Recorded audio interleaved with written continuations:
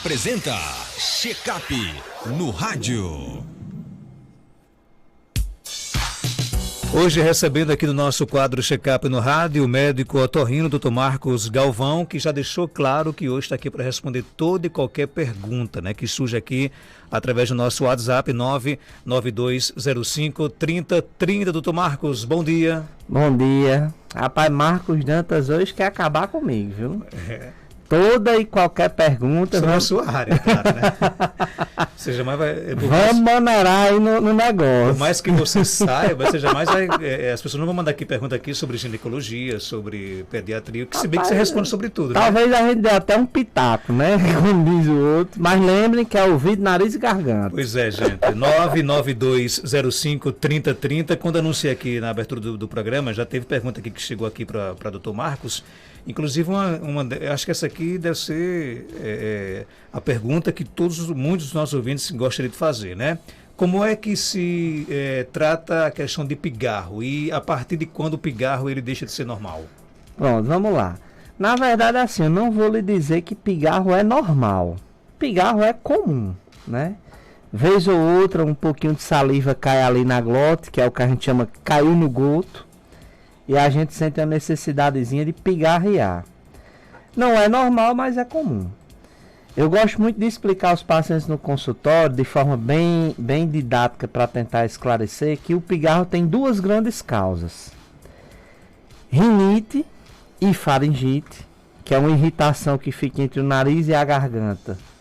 E essa irritação dá uma coceirinha, produz uma secreção e isso faz a gente pigarrear. E a doença do refluxo, né? Existe o refluxo que a gente chama de refluxo com sintomas atípicos. E um dos sintomas atípicos do refluxo é o pigarro. O pigarro, a sensação de bola na garganta, que a gente chama de globos, tosse seca, rouquidão, são sintomas atípicos de refluxo. Então, refluxo é uma grande causa de pigarro. Então, quando chega um paciente para a gente no consultório com queixa de pigarro, a investigação inicial é essa.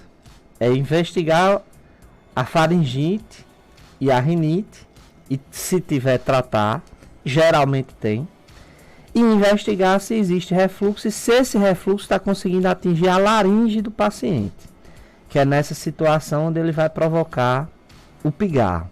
Só para deixar mais claro, refluxo é aquela sensação de quando o conteúdo que a gente tem no estômago começa a voltar pelo esôfago e ele atinge muitas vezes a garganta.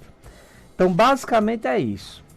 E tem aqueles pacientes, geralmente pacientes um pouco mais idosos, que tem uma perda de sensibilidade da laringe ou de força da musculatura da laringe, onde ele não consegue ficar com o ato automático de estar deglutindo a saliva, que muitas vezes começam a provocar o pigarro, e o tratamento já é um pouco diferente da convencional, geralmente pacientes idosos. Então a história do pigarro é mais ou menos essa, simplificando bastante. Agora, acontece muitas vezes também quem trabalha nessa questão da comunicação, quando a gente quer aquecer a voz, né, quando a voz está um pouco digamos assim, pesada, né? Você vai e adere à questão do pigarro. Né? Isso é prejudicial total.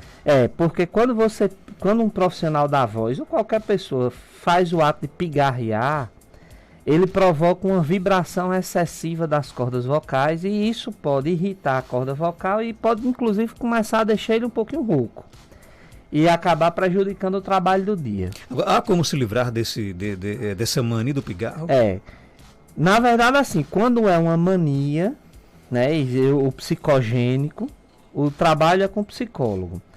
Quando a gente está por trás, quando o pigarro é uma queixa, um sintoma provocado pela rinofaringite ou pelo refluxo, tratou a causa de base, é para ele desaparecer e sumir. Tem pergunta aqui no nosso WhatsApp. Doutor, meu filho tem 10 anos de idade e já tem a voz rouca. O que é que pode ser? Bom, na verdade é assim, se eu tenho uma pessoa com rouquidão há mais de 15 dias, então essa rouquidão obrigatoriamente deve ser investigada para tentar descobrir a causa. No consultório, eu gosto muito de dizer isso, que no consultório, porque eu sou muito prático. Então, no consultório, como é que eu converso com os pacientes sobre isso? Rouquidão, eu gosto de dividir em 2 grandes grupos. As causas inflamatórias, onde o paciente está com as cordas vocais e a laringe inflamadas, refluxo, por exemplo, rinite, faringite, por aí vai. E as causas estruturais. A causa estrutural é quando tem um problema na corda vocal, um cisto, um nódulo, um pólipo, uma fenda. E esse problema causa um mau funcionamento da corda vocal e a gente fica rouco em consequência disso. Então, se eu tenho uma pessoa com rouquidão há menos de 15 dias, até que se prove o contrário, é uma causa inflamatória. Se eu tenho uma rouquidão com mais de 15 dias, eu tenho que ir em busca de uma causa estrutural ou uma inflamação crônica, como a doença do refluxo pode provocar nas cordas vocais. Se a criança tem 10 anos e ela é rouca desde que nasceu, por exemplo, eu tenho que procurar uma causa estrutural na corda vocal dela congênita, que ela já tenha nascido com isso. Mas tem que ser investigado. Tem que fazer um exame da corda vocal chamado laringoscopia, que em criança, se for uma criança muito colaborativa, a gente consegue fazer em consultório, mas algumas vezes tem que ser sob sedação para ele poder ser feito. Parâmetros, o parâmetro 15 dias, passou de 15 dias. Essa é uma regra que qualquer pessoa que trabalha na área tem. Passou de 15 dias de rouquidão, investigação, mesmo que a investigação mostre que é só inflamação. Nossa ouvinte Nazarela de Jardim Seridó pergunta: o que causa faringite? Eu tenho 3, rinite, sinusite e faringite. E aí? Bom, na verdade, provavelmente é uma coisa só, é um conjunto, né? Porque ouvido, nariz e garganta é tudo interligado. Por isso que a especialidade médica que trata dos 3 é uma só. Então, rinite, faringite, sinusite são inflamações do nariz, da faringe, que é a garganta, e os seios da face, que ficam conectados com o nariz. Então, provavelmente, o que a senhora tem é uma doença só, que atinge essas 3 áreas. E as causas são diversas, né? Desde a faringite sazonal, pelas mudanças de temperatura, pelas mudanças de clima, as alérgicas, uso de ventilador e ar-condicionado, contato com produto de limpeza, contato com fumaça de cigarro, certo? E uma causa muito comum, que a gente sempre está falando aqui, acredito que Enio também, quando está aqui, fala muito nisso, é refluxo. Então, refluxo é uma doença que tem um comprometimento da nossa via respiratória alta, provocando sintomas. Às vezes a gente tem paciente com sinusite crônica, que a causa da sinusite dele é o refluxo. O ácido chega até o nariz, até os seios da face e inflama. Paciente com otite de repetição, que a causa é o refluxo. Então, uma das causas da faringite é refluxo. Mas esse componente ambiental provavelmente é mais importante do que o refluxo. Como eu lhe disse, poeira, fumaça, produto químico, produto de limpeza, uso de ventilador e de ar-condicionado, mudanças bruscas de temperatura, tudo isso podem provocar a faringite e irritar a garganta da pessoa. Bom dia, de vez em quando estou me engasgando com saliva. Isso é relacionado ao refluxo? Pode ser, pode ser. Só que a gente falou agora há pouco que tinha alguns pacientes, geralmente pacientes mais idosos, que tem uma perdazinha de sensibilidade da laringe, e isso pode provocar uma dificuldade no reflexo automático de estar engolindo a saliva e fazer com que a saliva caia na glota e na traqueia e fazer a gente ficar um pouco engasgado. Então existe essa possibilidade, mas refluxo é uma causa sim, tem que ser investigado, né? Isso eu estou falando das causas simples, mas às vezes a gente tem doenças neurológicas a nível cerebral que podem começar a se manifestar com esses engasgos, né? Que a gente chama de disfagia alta.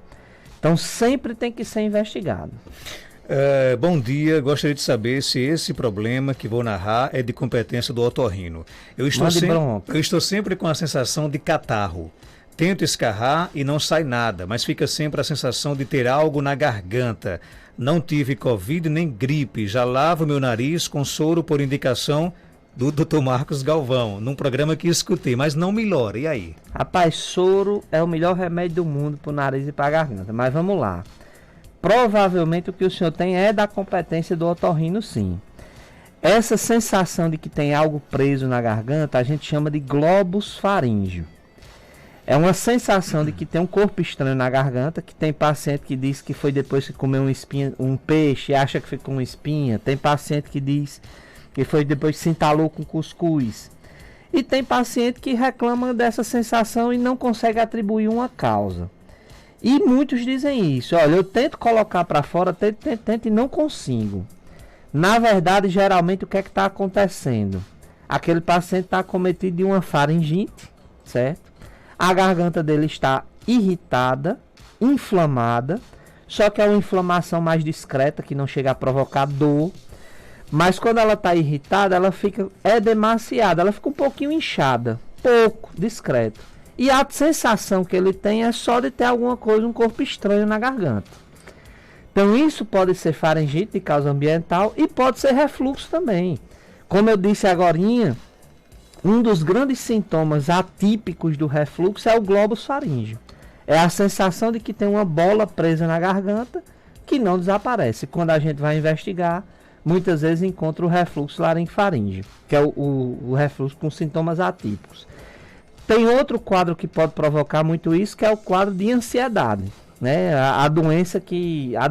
O problema que atinge muita gente hoje em dia. Então, ansiedade é uma grande causa de globus faríngeo. O paciente fica como se fosse um nó na garganta, querendo botar para fora e não entende por quê. E a pista é ele piorar quando a gente está estressado ou preocupado com alguma coisa. Tem mais perguntas? Vamos ouvir. Bom dia. Olha, doutor Marcos, eu tenho um filho que ele tem um pingarro direto mesmo. Quer que vem ser? Pigarro que não acaba. Eu não sei a idade do seu filho, mas assim, em pessoas adultas, mais em pessoas adultas, porque criança pode ter também. O refluxo é uma das grandes causas. Em crianças e adolescentes, que o refluxo é menos comum, pelo menos acredito eu. Se eu tiver errado, um pediatra me corrija. Que o refluxo é um pouco menos comum. Geralmente a causa é rinite e faringite, certo? Rinite e faringite provocando o pigarro. E é um sintoma que quando a gente começa a fazer o tratamento certinho, a gente vê ele desaparecendo numa boa. Então, muitas vezes em 15, 20 dias de tratamento o paciente já refere uma melhora muito grande, embora o tratamento seja bem mais longo do que isso. Tem mais pergunta aqui chegando. Bom dia. Bom dia, doutor. Me diga uma coisa, é comum a pessoa sentir febre em crise alérgica, por exemplo, já faz bem um mês que eu estou com uma crise alérgica. Espirro, nariz escorrendo, não todos os dias, mas sempre, assim, um dia sim, um dia não. É comum sentir febre nessas crises alérgicas? Irto Marcos. Olha, via de regra, crise alérgica não é para provocar febre, certo? Eu posso ter uma crise alérgica muito intensa que cause um processo inflamatório muito forte e esse processo inflamatório leve a um quadro febril. Mas isso não é para acontecer de forma rotineira. É tanto que o que faz a gente diferenciar uma gripe, um resfriado comum nos primeiros dias de doença de uma crise alérgica é exatamente a presença do que a gente chama de sintomas gerais. Febre, moleza no corpo, dor de cabeça, que estão presentes nos quadros infecciosos, como gripe, e não estão presentes muitas vezes nos quadros de rinite e faringite de natureza alérgica. Então, assim, se a senhora tem essas crises e vem evoluindo com febre, o ideal é que a senhora procure descartar uma causa infecciosa, uma virose, uma doença bacteriana aguda, e assim vai. Lembrando que febre, a gente tem que botar o termômetro e ver que está com febre. Porque muitas vezes o paciente, finalzinho da tarde, se sente um pouco mais escurecido, a temperatura corporal fica um pouco mais elevada, que é comum e é normal, e ele confunde aquilo ali com febre. Então é bom fazer a aferição para ter certeza que realmente é febre, porque se for, o ideal é investigar E essa investigação de febre, o profissional mais indicado na medicina é o infectologista. Tem mais perguntas? Bom dia. Marcos Dantas, bom dia. Eu gostaria de saber do doutor, do médico que está aí, porque toda vida quando eu vou comer, eu me entalo.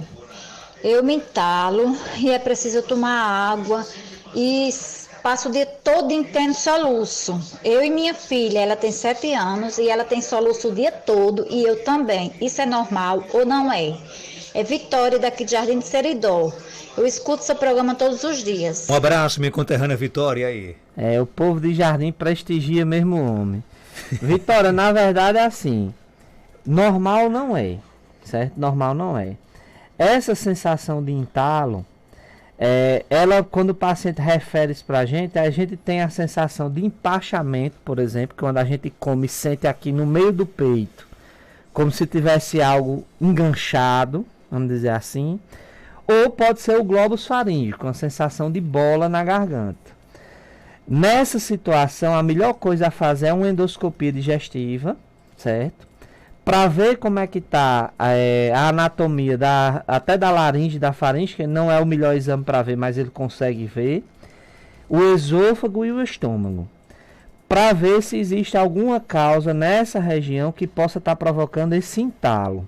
A doença do refluxo, mais uma vez, é uma doença que pode provocar isso, mas existem várias outras causas, e o melhor nessa questão de entalo seria a senhora procurar um gastroenterologista, provavelmente para fazer uma endoscopia e fazer uma avaliação mais detalhada e especializada.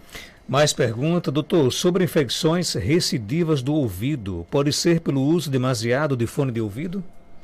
Olha, poder pode, principalmente se for aquele fone intra-auricular que às vezes ele irrita um pouco a pele do ouvido. Mas quando a gente vê uma infecção de ouvido, a gente tem que ter ciência de que existe a otite externa, que é a inflamação, infecção do canal auditivo, e a gente tem a otite média, que é uma inflamação do ouvido médio, que tem conexão com o nariz. Então, o ouvido médio geralmente ele inflama em pacientes que têm muita rinite, sinusite ou em consequência de uma gripe, de uma amidalite. As infecções de repetição, elas são mais comuns no ouvido externo, quando o paciente tem uma dermatite do ouvido externo, que a gente chama popularmente de eczema. Então, quando eu vejo um paciente reclamando que tem otites de repetição, inflamações de repetição, nos 2 ouvidos, e a primeira pergunta que a gente faz é: seu ouvido coça muito? Ele diz coça, e saem umas casquinhas brancas de dentro do ouvido. A gente desconfia logo que aquele paciente tem eczema, que é uma doença crônica, que se manifesta muitas vezes em crises, e nessas crises de eczema, principalmente nas crises mais fortes, evoluem para otite, que a gente chama de otite externa eczematosa, e provoca as dores. E o eczema tem controle, basta que o paciente faça o acompanhamento direitinho para melhorar essa situação. Então a grande pista é saber se o ouvido está coçando muito ou não. E, excetuando essas situações, aí a gente teria que examinar para ver como é que está tudo.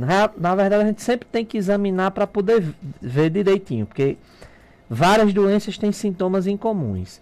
Mas a otite externa de repetição geralmente acontece em pacientes que têm essa dermatite que a gente chama de eczema. Tem mais perguntas? Bom dia. Bom dia, doutor. Eu tenho refluxo, já fiz endoscopias e foi diagnosticado esse refluxo. Só que ultimamente eu estou sentindo como se fossem umas pontadas espinhando na minha garganta. Isso pode ser devido à acidez? Pode? Pode ser devido à acidez, sim. Mas existem outras causas também para essas pontadas na garganta. É comum a gente ver o paciente reclamando de pontadas na garganta e dores e tudo mais. E quando a gente investiga, a gente não encontra nada visível. Então a gente não encontra sinais de refluxo na garganta, a gente não encontra inflamação, não encontra faringite, não encontra nada. Mas o paciente insiste na questão das pontadas na garganta. Ali ao redor da garganta, na estrutura do pescoço e da garganta da gente, a gente tem muitos músculos. E muitas vezes a gente está com a contratura, com a distensão dessa musculatura cervical. E quando essa musculatura começa a se contrair, a gente sente essas pontadas dentro da garganta. Então, às vezes, o problema não é nem na garganta, é nessa musculatura por um problema, por exemplo, um erro de postura, um problema na coluna cervical, sedentarismo, alguma coisa do tipo. Mas é como a gente vem dizendo, sempre tem que ser examinado, avaliado, para ver o que é que acontece. Mas respondendo à pergunta, o refluxo pode provocar, sim, dor na garganta. Minha filha tem 19 anos, fazem muitos dias, meses, aliás, que ela vive com uma tosse seca. O que fazer? Pronto, tosse seca. Há meses, a gente vai encarar como tosse crônica. Toda tosse seca que dura mais de 3 semanas merece ser investigada, que a gente vai chamar de tosse subaguda, né? Tosse crônica em pacientes que não fumam e em pacientes que não usam determinado tipo de remédio para pressão, que são os inibidores da ECA, geralmente tem 3 grandes causas. A primeira delas é rinite e sinusite.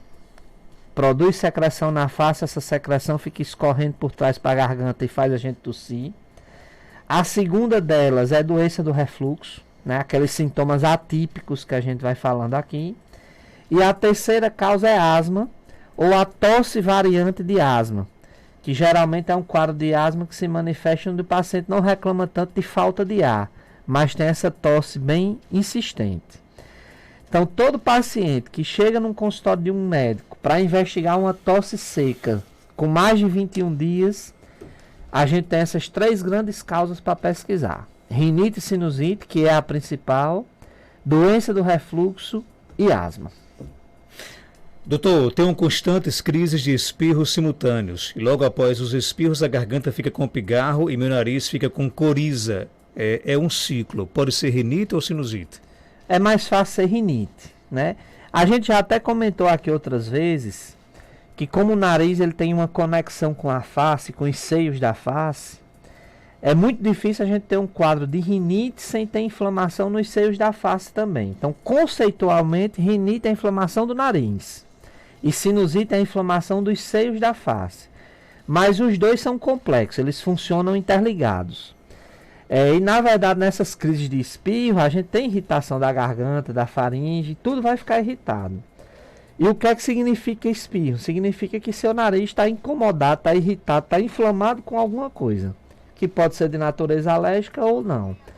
Geralmente, quando os sintomas começam a ser muito persistentes, semanais, é sinal de que está precisando de tratamento para poder dar uma desinflamada boa e o paciente ficar bem por um tempo. Doutor, queria fazer uma pergunta. Eu tenho sinusite e quando ela me dá, as crises vêm com febre. E eu desenvolvi a sinusite depois que eu tive a Covid. O que é que eu faço, pelo amor de Deus? Olha, eu tenho recebido muitos pacientes no pós-Covid reclamando dessa inflamação na face. A explicação que eu encontro para isso é a seguinte. Covid é um vírus, o coronavírus é um vírus respiratório. Então, muitas vezes a porta de entrada dele é o nariz. E naquela região ele vai provocar uma inflamação. Então, às vezes a doença vai embora e a inflamação fica, provocando os quadros de rinite e de sinusite. E o que eu tenho visto nos pacientes é que quando a gente faz um tratamento para desinflamar bem esse nariz e essa fase, a gente controla bem os sintomas, principalmente naqueles pacientes que não têm costume de ter a sinusite de repetição. Ok, tem mais áudio aqui chegando, vamos ouvir. Bom dia. Bom dia, Marcos, bom dia. Bom dia, doutor Marcos Galvão. Eu admiro muito o senhor. Eu consultei muito tempo a minha neta aí com o senhor. Não sei se o senhor se lembra de Stephanie, de Jardim do Seridó. É um bom dia, doutor. Olha, o povo do Jardim não gostou de mim, não. Gosta também do doutor Marcos. Rapaz, né? Eu tenho muitos pacientes de Jardim do Seridó. Se brincar, depois de Caicó, é uma das cidades que eu mais tenho paciente aqui na região. Muito obrigado, minha amiga, pelo carinho de sempre. Dr. Marcos Galvão é médico otorrino, está na Clínica São José, na Rua Terezinha Leite, 1883, bairro Penedo, aqui em Caicó. Telefone 99992-2923. Além de médico otorrino, Dr. Marcos Galvão é um dos melhores jogadores de futebol de... Como é, Geraldinho? De Botão. De Botão. Rapaz, isso é propaganda enganosa. Ah, não joga mais não, deixou? Inclusive, estamos organizando o primeiro grande campeonato de futebol de botão de Serra Negra do Norte. Bacana. Se a pandemia deixar, provavelmente será na edição aqui da festa de padroeiro em setembro. E vamos ver se vai dar certo. Mas se for, vai ser um grande evento. E você é um dos fortes candidatos a... E Geraldinho tá dizendo aqui que vai se inscrever. Geraldinho, coitado. Se for com o Palmeiras, pior ainda. Né?